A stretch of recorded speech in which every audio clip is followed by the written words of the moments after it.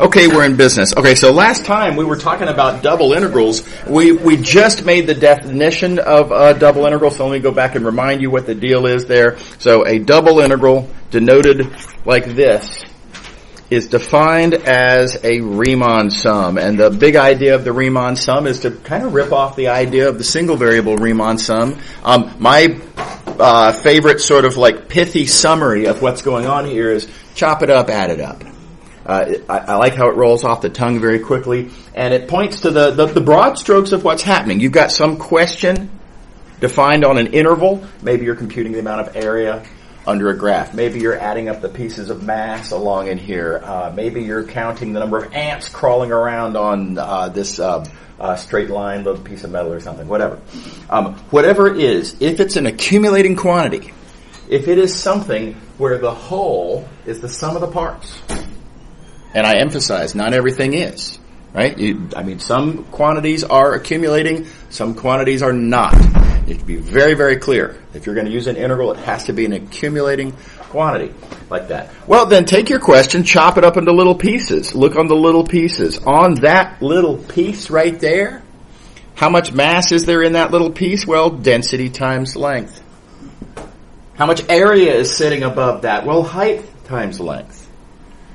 How much of whatever else you're computing? If it's per unit size, then whatever that is, you multiply by size, and that gives you stuff, right? So you chop it up into little pieces, you look at what happens on each individual piece, and then you add it up. And we just do the exact same thing over here, except we chop it up into little rectangular pieces. We study what's happening on those rectangular pieces in a morally equivalent way. If we're interested in mass, then it's mass per unit area times area. It's area now, not length, because we have a two-dimensional domain instead of a one, because whatever it is we're accumulating is distributed over area. It's not distributed over length, right? So stuff per unit size times size.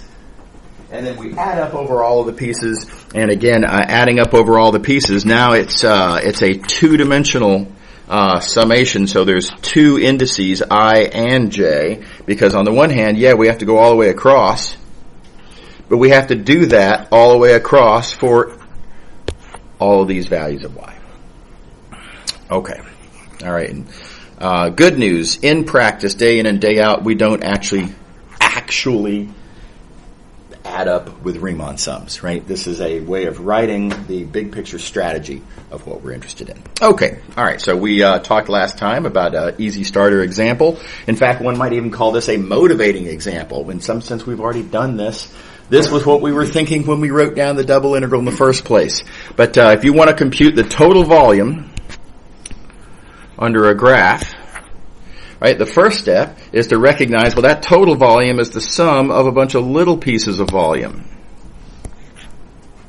Right? Effectively, if I slice up this rectangular base, this rectangular domain base, the amount of volume over each little piece of area, add them all up, you get the volume over the whole. Okay. How much volume is there? Well, we have a height that we are multiplying by an area. Right? So the question is easy on the little pieces. And then, we add up over the whole. We recognize that what we've got written down here is exactly the definition. This is literally the Riemann sum definition of a double integral. And so, double integral answer. Okay. All right. So, here's the thing. We just got through computing volume with a double integral, but don't forget, last time we computed volume with an iterated integral. And if volume can be computed with two separate things, then good news, that means that those things are equal to each other, right? After all, there is only one actual volume here that we're computing, so any two different calculations have to give the same result. And so really the more important result, and you'll see why in just a minute, is that it's not that you can use volume, you can compute it with a double integral, which you can evaluate with an iterated integral. It's that double integrals in general can be evaluated with iterated integrals. And let me draw the picture down here. Here's the diagram of the point. And this is a really important conceptual idea that I think is underappreciated. That's my opinion. Let's rewind. What have we done? Very first thing we did when we were talking about integrals is we asked, how can I compute a volume? And I did it with an iterated integral. And we then computed iterated integrals with the fundamental theorem like that. And then I pointed out that, but it really is a peculiarity of volume. If you want to compute mass, right, where's the connection that says that mass must be a volume? That doesn't really, doesn't really make any sense. Things just don't fit. The argument just doesn't make sense. Right? All right. We also tried to take the question of mass and just directly write it as an iterated integral. That didn't work either. Right? We found ourselves taking, for example, mass per unit area and multiplying by length. It's a mismatch. Mass per unit area times length. I don't know what that is. That's, again, we could speculate. We could try to create a new concept, and we could pound it forward. We could make sense out of it, and yes, you could. But it's not a naturally, obviously meaningful thing. So both of these are failures. That doesn't work. Those connections don't make sense. So we then went on and said, okay, well, one thing I can compute all these various applications with, any accumulating quantities at all, you can compute with a double integral. That's what we just discussed at the start of today's lecture. And then I pointed out that as a first example, among the things you can compute volume. Okay, so this is where we're at. This is what we've developed. And you might already see the kind of the pathway. How are we going to get from question to answer? Well, one could argue that does it. Right? And that's fine. But there is a streamlining of this. And again, what I said above, the whole reason that we care about the fact that we can compute volume with a double integral, in addition to being able to compute volume with an iterated integral, is because it allows us to conclude that double integrals always are computed with iterated integrals. And so now, you see, we have the good path. This is the right way to think about the path from an application to an answer. Is whatever that application is, you can first write it as a double integral. You can then cite this theorem that we just stated above. Double integrals are always computed with iterated integrals. And then you can compute the iterated integral with the fundamental theorem of calculus. And now with that established, notice part of this diagram has served its purpose. We no longer need it. We know we can't do these purple things. They're not there anyway. And so at this point, you see, we kind of don't even really need the concept of how to compute volume anymore. You can think of volume as just yet another application. There's really nothing that special about it. I suppose it's nice to be able to visualize things three-dimensionally, but there are limits on that as well. So we could kind of erase that. And certainly from a problem-solving standpoint, this is your three-step process. And it's very important that this be a three-step process. You do, when you write a solution on an exam or a homework question, what I want to see is first that you've written whatever the question was asking you to compute, mass, population, work, whatever. Write it as a double integral. Next, rewrite the double integral as an iterated integral. And then last, compute that iterated integral with the fundamental theorem. So there's every one of these application questions, you've got to give me the three steps. Let me show you the very common shortcoming that a lot of students give me on exams. A lot of students say, well, yeah, but the double integral, I don't really need to compute with that, so I'm going to kind of jump over the double integral step. And I have to point out, that means that you're doing this. And we've already agreed, it doesn't make sense as an argument. Yes, those two things are equal. That doesn't make it an argument, right? A series of true statements is not an argument. An argument is a series of true statements that immediately follow from each other. right? And this is not a reasonable leap. So please make sure not to do that. An argument on an exam like this is going to miss points. The good news is this first step is usually very easy to write down, as I'll show you momentarily. So let's see an example. Again, 3-step process that I want to see. Suppose you want to compute the mass on a rectangular sheet, certain details. All right. Well, mass, chop it up, add it up. Total mass is the sum of the little pieces of mass that you chop it up into. Mass is an accumulating quantity, so this is something you can do, something that makes sense. Is everybody with me? Okay. On each little piece, I mean, density might vary over the entire rectangle, but on that tiny little piece, it doesn't. Mass, pretty much, mass is density times area. Or to be more precise, mass is mass per unit area times area. Fits. The units fit. The Legos fit together there. Everybody with me? Okay. And then we recognize that, that's the very definition of this double integral. Okay, so step 1, and in fact, once you've done, I expanded this first step out to make sure everybody sees the individual steps, but it's pretty reasonable to just write that down as your first thing. I think it's clear what the implication is of writing that down by itself. Okay. Yes? What does the little r mean, like on the... This r right here?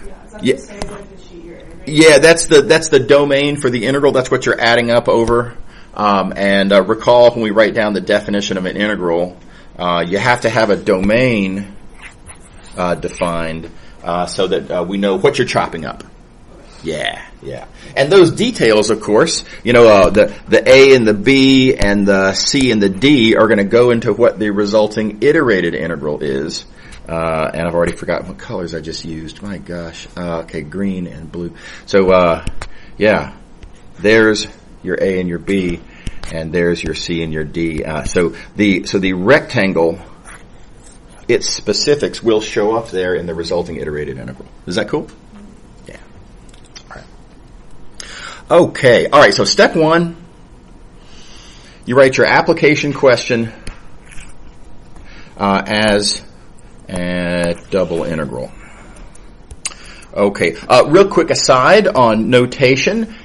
Since we're eventually going to kind of take all of the limit and the summation and rewrite that as a double integral symbol, and we're going to take the deltas and we're going to turn them into d's, a lot of people comfortable with the idea that integrals are just notation representing Riemann sums. You can start using that notation from the very beginning if you want. I think that's reasonable. Lots of people do this. I think this is fine. So if you want to, give the entire detailed argument, but with a convenient shorthand, you can say mass is the sum of a bunch of little pieces of mass. It's understood that dm represents a little piece of whatever it is that you've chopped up, right? And that this step here says mass is density times area. Again, it's the same thing we wrote up here, just with the arguably more convenient, slick shorthand notation, and etc. So feel free to do this streamlining. Okay, so that's a whole bunch of discussion of what in practice in your first step is going to be mass is a double integral of density. Write that down, right? So that's already points, right? So again, step 1 here, this step 1 is an easy thing to do, so go ahead and do it. It's points. Don't leave points on the table. Okay, next, let's see here. The next step is to rewrite the double integral as an iterated integral. And here we go. Double integral is an iterated integral. Not a whole lot to be done there. The range of values of x on my domain is my x bounds. The range of values of y on my domain are my y bounds. And this being a rectangle, of course, the only domains we've seen so far are rectangles, and so you get to do this trick if you want. If you want to do the integral in a different order, it's fine, no problem. Arbitrarily, I did it dy dx. Doesn't matter. And then step 3 is the plug and chug. Just compute with the fundamental theorem of calculus, and there's a bunch of details there that were this density actually given as an actual function, and A, B, C, D, were they known, you'd have all the details you need to actually crank it out. Okay. All right, here is another example. This is really an example of double integral notation and what a convenient shorthand it is. In some circumstances, it just really streamlines the question. So here's the question I want to talk about. I want to build a. By the way, I got the idea for this question when my house was being built. And there's a sort of a stone facade over a section of the house, and stone's heavy, right? And I was watching these guys put this together, and they're picking up heavy rocks, and and there's just the mere act of lifting the rocks is effort. And it occurred to me, hey, I wonder how much work they're actually performing in lifting, rocks that were, pieces of stone that are start off sitting on the ground. Right? And various different pieces of stone are being lifted various different heights to get up to wherever they're going to get put in. And, well, there's a certain amount of work that's being performed there. So how much work does this take? And so we've got dimensions for the wall. And note the density is not constant. Right? So we're presuming that we have a thicker wall up here and a thinner wall down there where x and y are small. Okay.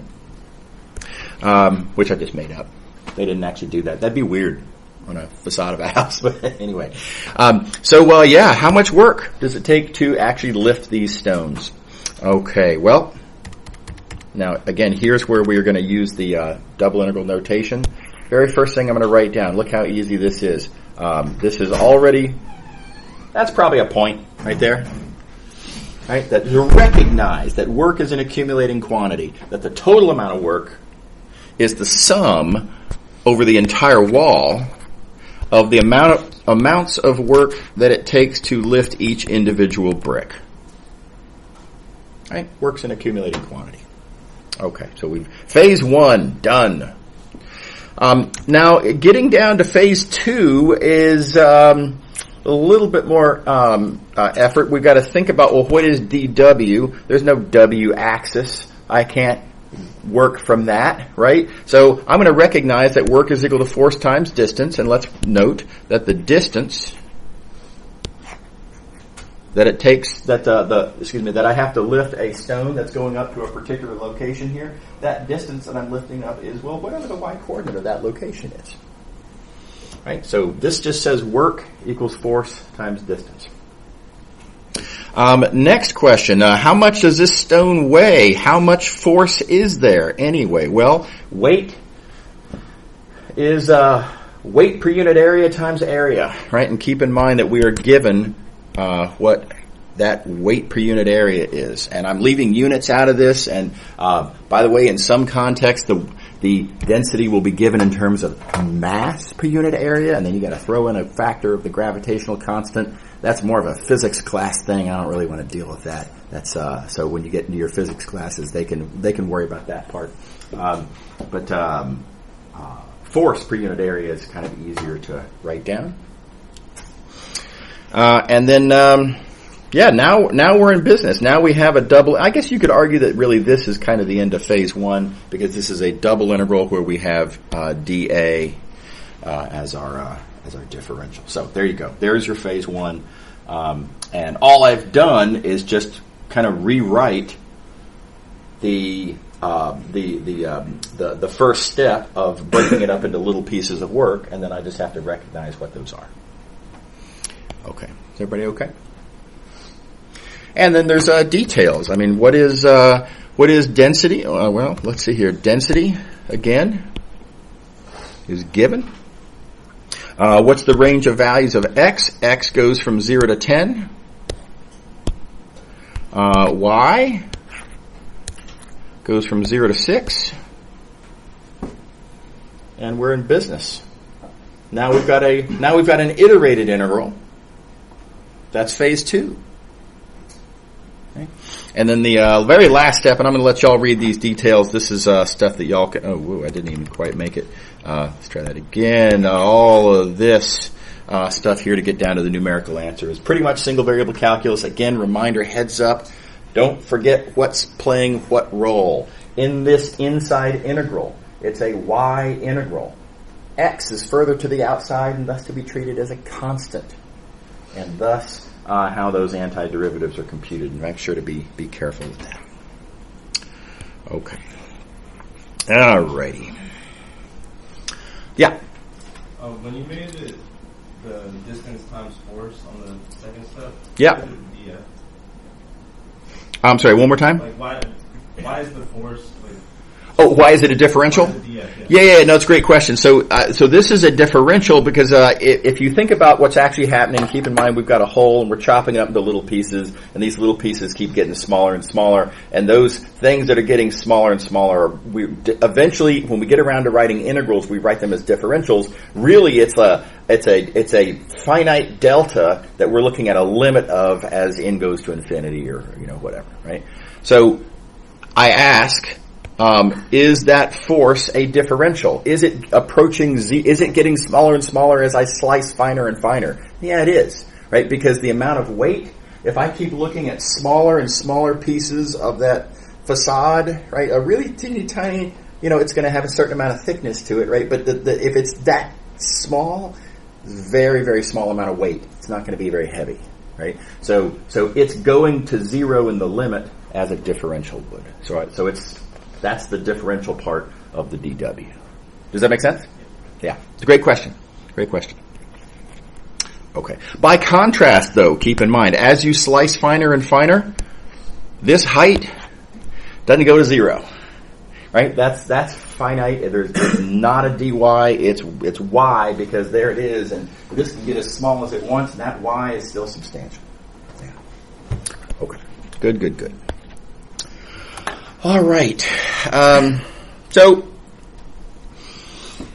we're going to move on now to non-rectangular domains. What do you do if the domain's not a rectangle? And so again, what do we mean by a domain? Well, we've got some problem, kind of like we had before. Maybe I want to compute the volume under a graph. Right? Volume under a graph. Same kind of question, same chop it up, add it up strategy one could imagine, but this time with the understanding that we're not looking at the amount of volume sitting over a rectangle, but rather some wacky, who knows what, random, non-rectangular footprint, you might call it. The domain, what's going to eventually be the domain for our double integral. Okay, what do you do?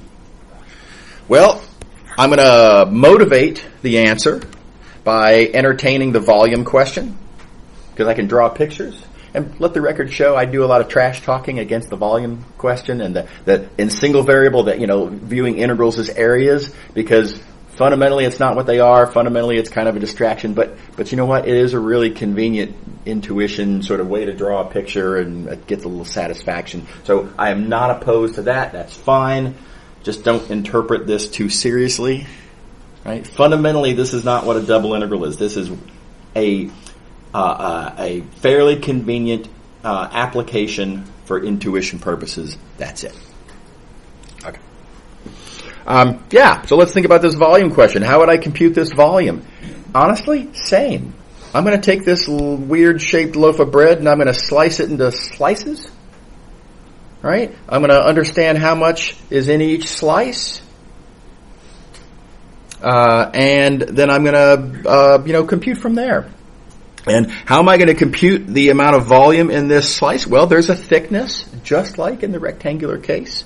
That thickness needs to be multiplied by an area. That area is the area under a curve. That curve is a graph. It's just like the rectangular case. Everything's the same. That computing that area cross section again then is going to be an integral. That integral is going to have a lower bound over here.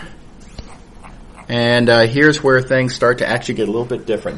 The first difference that we're going to notice is that as I'm looking at this, slice of bread, and I'm looking at the cross-sectional area, and that, it's an integral from where to where. Well, notice that lower bound changes depending on where I am. So for this value of y, whatever value of y that is, where that point is determines my lower bound. Right? But if you move over to a different point, if you were to move over to here for that value of y, well, then everything would change. Then we would have, let's see here. So for that value of y, your cross-section would be something kind of like this. Right? And then you would have, that would be where your loaf of bread starts, and that would have, you see over here, a different starting coordinate. Everybody see that? So that's the big difference. The main thing that's different when you have a non-rectangular domain is that your bounds on your inside integral, in this case your x bounds, are going to be functions of the outside variable. So inner bounds, functions of the outside variable. Everything else is the same. Everybody okay with that? Okay. Alrighty. Now, here's some good news about how to figure out what those inner bounds are. It's going to be different every time. We're going to do a bunch of examples, so we'll get to it. But notice that where that lower bound is. Right? How am I going to find that lower bound based on what's happening there and the sort of the shape of the domain, et cetera, et cetera. Notice it has nothing to do with what's happening up there. Right? The bounds are going to be determined entirely by, well, I need to know where x starts and where x ends, and that's entirely determined by this footprint. It's determined by the shape of the domain. How tall the loaf of bread is got nothing to do with where this lower bound is. Everybody see that? So the big takeaway there then is that, well, if the height, if the integrand in this case, doesn't matter, I don't need to draw it. Right? So rather than drawing a fairly challenging three-dimensional figure, right? I mean, after y'all have done it before, it's hard to draw these three-dimensional figures. I don't have to. All I really need to know is what is the shape of the domain itself. That's it. That domain itself, I guess I'll zoom out. This domain itself is all that I need to determine the bounds. And so when you find yourself saying, okay, I need to know the lower bound for x, okay, well that's this x coordinate, comes from that point. I don't need to even be on that picture. I can come over here to the two-dimensional picture, just the domain. That's all that matters anyway. And say, hey, here's my lower bound for x, as I see happening in this being the slice that I'm doing. Right, just like that's the slice that I'm doing there. And let's see, my lower bound, let's do this in a different color. My lower bound is going to be determined by, well, wherever that point is. And so bounds are determined by points, which you notice those points are on, well, this point anyway is on a certain curve, which of course has an equation that you can solve for, or maybe it was given, or what have you. But that's where you're going to find your bounds. The bound that you want, you need to identify what is the point in the domain that defines it. What curve is that point on? I mean, it had to be on, it's the part of the boundary of the domain, so there's going to be a curve that it's on, right? So identify that curve, write down the equation of that curve. That's where your bound is going to come from. And I think it's an important thing to recognize, and again, notice you really don't need the three-dimensional picture to find this. You're looking just at the domain itself, and again, this is the succession of connections. If you want to find a bound, Identify the point. Identify the curve that it's on. Think about what's the equation of that curve, and then solve for what you want. Okay, example. So we've got our domain for an integral. Oh, and by the way, I should note for this question, I'm interested in computing this double integral. Why am I interested in computing this double integral? Let's not worry about that part. There was a phase one that led us to this. I want to talk about how to turn the double integral into the iterated integral, just kind of the phase two part of the problem. So maybe this is computing the mass of something, or maybe it's computing the population, or who cares, whatever.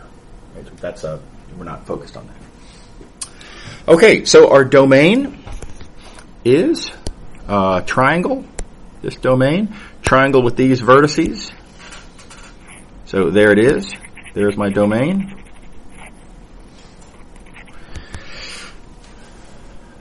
I'm going to think about how we're going to slice this up, starting with the outside slicing. Let's see here. So I'm going to slice arbitrarily first perpendicular to the x-axis. You see my outside integral dx. And so my x slicing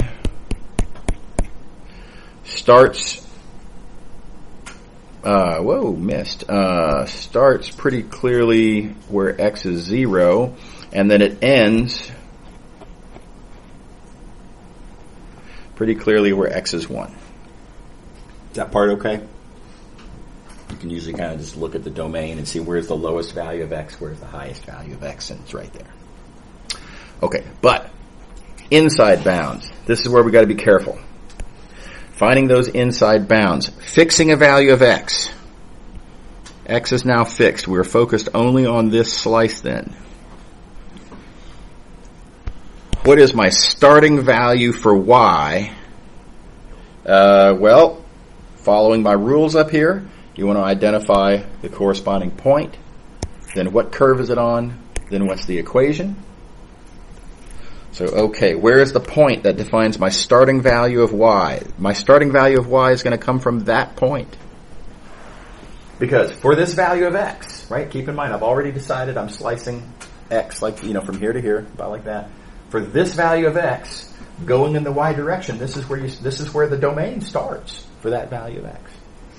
So that point, now what curve can I say that that's on? Well, that's on this curve, which has that equation, which I kind of had to solve for, right? I geometrically see the picture of the curve, and then I had to use what I understand about Algebra 1, right, to recognize that this curve has equation y equals 0. Everybody with me so far? And now keep in mind, you got to remember what you were solving for in the first place, and it's easy to kind of forget, but reminder, we're trying to find y bounds. We're looking at our inner bounds. We want to know the starting value of y. So in this equation, you need to solve for y. And good news, it's already solved for. That was effort-free, and so boom, your lower bound is 0. Yes? So if you had like a meter triangle right across the x-axis, would it be like negative x-axis? Yeah, you're getting ahead of me, but yes, that's true. Yes. Yep. Absolutely. Okay, so let's look at the upper bound. This upper bound is going to connect to what you asked about. Keeping in mind, we are fixing an x. So this is the x value. We're looking at this x slice. And upper bound for y. That upper bound, when am I done moving across this x slice? In other words, well, it's when I get to that point, because that's where you fall off of the triangle. That point is on this curve. I want to take a moment to recognize, good thing I have a picture here, right? Because the picture is what's telling me that it's this curve. It's not this curve, right? And it's also not this curve, which we've already, that was for the lower bound. But the picture is what tells us that it's that curve right there. So, again, this is a little quick aside. Make sure you have a good picture.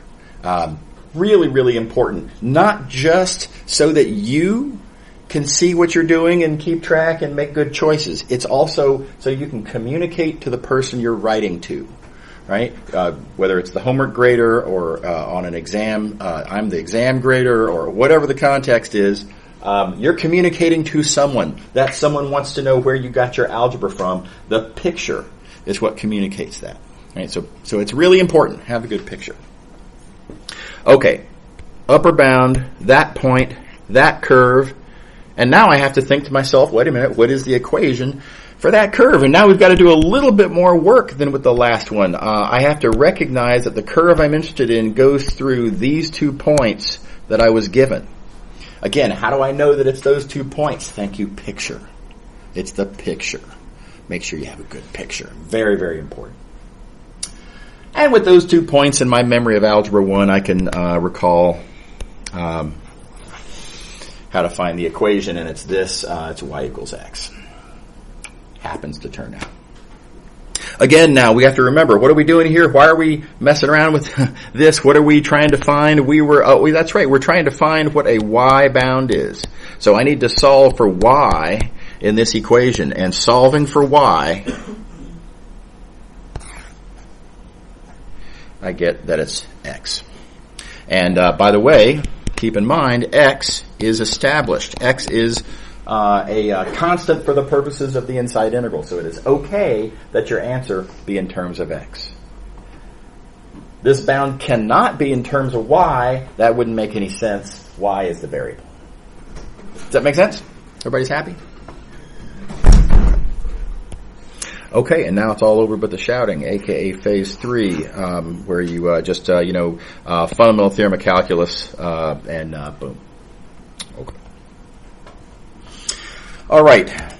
Notice you can slice the other direction. Doesn't matter. Here, I'm doing the y slicing first instead of the x slicing. Pretty easy to see. My first slice here is where y is equal to 0. And my last slice here is where y is equal to 1. So y goes from 0 to 1. Again, that's my outside slicing. And now we fix a value of y. Y is now fixed. And for that value of y, I now need to figure out what's my range of values of x. So we start with x. We start at that point, right? My lower bound defined by that point, which is on that curve, which has that equation, conveniently already solved for, right? Don't forget I'm solving for an x bound, so I need in this equation to solve this time for x. Solving for x, I get y. Again, okay that the answer is written in terms of y because y is fixed for the purposes of that inside integral. You can't put x here. That doesn't make any sense. It's a dx integral. X is a variable. It can't be a bound. Everybody good? Okay. All right. Let's see, upper bound. Real quick, let's think that one through. What is the upper bound for x? Well, I end at that point. Right? My upper bound for x is defined by that point, which is on that curve, which has that equation. Again, thank you, picture. Right? I mean, I need to see the picture to see where I'm going, to see what did I run into, right? Where did I fall off of the triangular domain? And it's on that curve. That's how I know to write down that equation. Now let's see, reminder to myself, what am I doing? We're looking for an x bound. So in this equation, I need to solve for x, and that's easy to do. Upper bound is 1. Everybody happy? All right.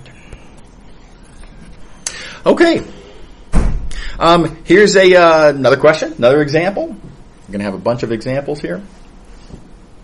Suppose your domain is bounded by this parabola and this line. Now, there's a little bit of a language point to be made here. I've said that D is bounded by.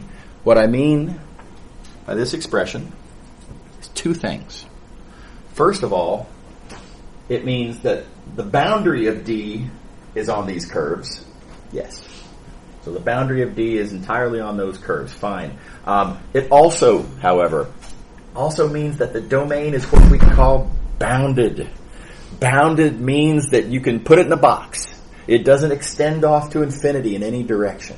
Right? And so, careful, don't make the mistake of thinking, oh, well, this region up here, that infinite region, right? The boundary of that yellow region here, the boundary consists of, only the green and the blue. So the boundary of this yellow region, yeah, it is the green and the blue. But it's not bounded. You cannot put that yellow region in a box. It extends to infinity.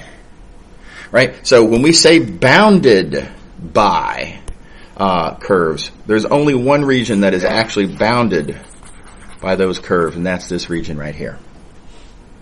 Everybody on board? Okay. All right. Okay. So let's slice away. Let's see. I'm going to start off by doing the dx slicing on the outside. So my slicing looks like this. Keep in mind, slicing that we name, I like to call these x slices, and I call them x slices because they represent values of x. Set differently because they're perpendicular to the x-axis. It's very tempting to look at these and call them y slices because they're parallel to the y-axis. That's got nothing to do with that. Right? The point is that these represent values of x, and geometrically that comes in the form of it being perpendicular. Okay, so x slices. Little bit of algebra to be done there. I claim this lower bound is -2. Where did I get that from? Well, because the bound is defined by this point. That point, I know two things about it. I know that it's on that curve. And again, thank you picture, I also know that it's on that curve. And so, with both of these equations to work with, right, the value of x that I'm interested in corresponds to a point satisfying both of these equations. Keep in mind I am solving for x, so I need to solve for x in this equation. That gives you x equals plus or minus 2. Oh, whoops, sorry, green. Plus or minus 2, I technically have not yet, in fact, quite solved for x. I know x is going to have to be one or the other of these two values. And then you again have to look at the picture and ask yourself, well, do I want, for this lower bound, do I want 2 or -2? And the picture makes it pretty clear. Look, clearly this is the negative of the two options, right? So the picture is what helps you decide that it's specifically -2. That is your lower bound. Yeah? Okay, now let's talk about how to find the inner bounds. So the y bounds for a given fixed value of x. X is fixed. We're stuck on that x slice. Y is going to start at that point, which is on that curve, which has that equation, thus x squared. Keep in mind you're solving for y. And then let's see the upper bound. Let's see here. Okay, so y1, that point, etc. Y2, my upper bound for y corresponds to that point, which is on that curve, which has that equation. Upper bound is y equals 4. Everybody happy? Now, just so we can show that we can, I'm going to slice this domain the other way. And let's see what happens.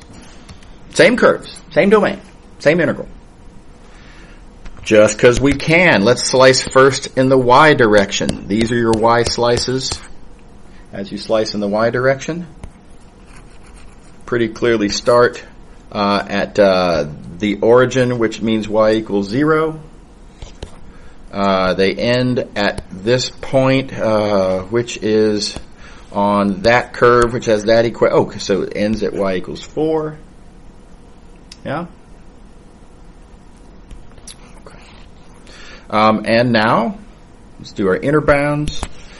X, for a given value of y being fixed, x starts at that point, which is on that curve, which has that equation. And again, I have the whole plus minus thing that I have to worry about. And so you got to look at the picture, and from this picture, I can see that this lower bound I'm interested in. Well, clearly it's it's the lesser of the two. It's also coincidentally the negative one in this case. And so negative square root of y is the lower bound. When you're looking for the upper bound, something weird happens. When you're looking for the upper bound, that's on this point, which is on this curve. It's the exact same curve with the exact same equation to get the upper bound. And so again, that means you have the exact same choice. And here, I'm looking for the upper bound. It's still, take your pick, plus or minus square root of y. Which one of those is the upper bound? Well, again, it here clearly has to be positive. So even though it's the same curve, the figure allows us to choose the correct positive, in this case, square root. What do you think? Everybody happy? Yeah. So maybe it's just the wrong way of thinking about this, but why aren't we allowed to do what we did in like the rectangle and like pick the extremes in both the x and y? No, that's a great question. That's a great question. It's because you got to keep in mind what we're doing here when we're doing a double integral, and it's again great visual convenience with a graph. So let's do that, and again, don't take it too seriously. We are adding up the volumes of each little slice of bread, and if you want to know what the volume of that slice of bread is, you need to know the cross-sectional area. You're looking at this integral, again, for the purposes of understanding that slice of bread, right? And that slice of bread just doesn't go all the way from the whatever the global lowest value of x is to the global highest value of x. It just doesn't. That would suggest that you're looking at something bigger like that. And you just aren't. There's no bread there. Right? So for the purposes of the inside integral is about a particular slice, and so you need to know where the slices go. And the fact that there's there's a substantially bigger value of x over here, has got nothing to do with this slice. And don't worry, we'll get that little piece of bread too for this value of y. Right? But you got to look at them one at a time, and so it's going to depend on y, and so it's limited by that. It's a great question. A lot of students make that mistake. Okay. Alrighty. Okay, so I claim there's a moral to this story here. And if we look at these two different iterated integrals we've created, which one do we like better? I got to tell you, I like this one better. Right? Nobody likes square roots. I don't know. Like a masochist of some sort. I don't like square roots. I've gotten in too much trouble with square roots to like them. So, how can we arrange it that we will see it coming in advance? Where, in other words, I don't want to have to do it both ways every single time and then pick which one I like better. Wouldn't it be nice if there was a trick to be able to kind of anticipate which way to slice is going to get you to the good one? And roughly speaking, the point here is that we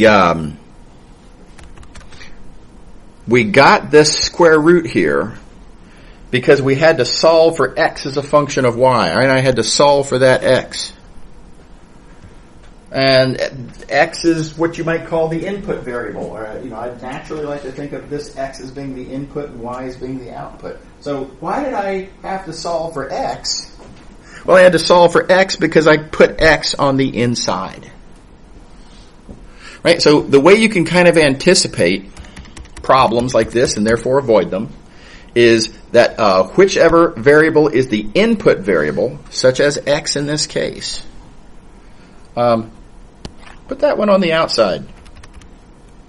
Right? Don't do that. That's going to make you solve for the input variable. That's going to make you invert a function. Inverting functions makes less desirable functions usually come out of it, right? Put that input variable on the outside in your slicing. And now this is not a law, right? It's not a theorem. This is a guideline, right? This is a good advice that will in most cases serve you well. So there we go. And I guess we're out of time again. Wow. There we go. And y'all have a good break. Real quick about the exam grading. I'm really am working hard as I can, and I have not quite finished. Question 5 has taken me longer than I thought it would. I'm going to finish it today. I have to finish it today. Midterm grades are due today, so I will get it done today. It might be a few hours late. You never know. But I'll get it done today, and midterm grades will be up on Duke Hub shortly thereafter. See you later. Have a good break. See you on Wednesday.